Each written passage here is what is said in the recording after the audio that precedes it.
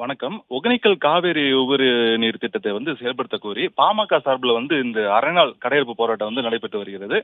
அதாவது தருமபுரி மாவட்டத்தில் பாட்டாளி மக்கள் கட்சியின் சார்பில் ஒகேனக்கல் காவேரி உபரி நீர் திட்டத்தை தமிழக அரசு செயல்படுத்த கோரி இன்று அடையாள கடையெடுப்பு போராட்டம் நடத்தப்படும் என பாமக சார்பில் அழைப்பு விடுக்கப்பட்டிருந்தது.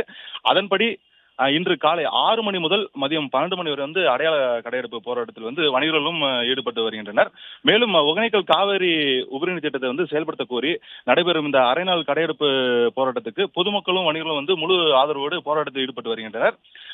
அதே போல விவசாயத்தை நம்பி உள்ள இந்த மாவட்ட மக்களுக்கு ஒகேனக்கல் காவேரி ஆற்றில் இருந்து வரும் உபரி நீரை மாவட்டத்தில் உள்ள அனைத்து ஏரிகளும் நிரப்ப வேண்டும் என்ற தமிழக அரசை வலியுறுத்துகின்ற இந்த அறப்போராட்டம் கால தாழ்த்தாமல் வேகமாக செய்ய வலியுறுத்தியும் மாவட்ட விவசாய மக்களின் நலன் கருதி இத்திட்டத்தை கட்டாயம் நிறைவேற்ற வேண்டும் என வணிகர்களும் பொதுமக்களும் மற்றும் பாமகவினரும் இந்த கடையெடுப்பு போராட்டத்தில் ஈடுபட்டு வருகின்றனர்.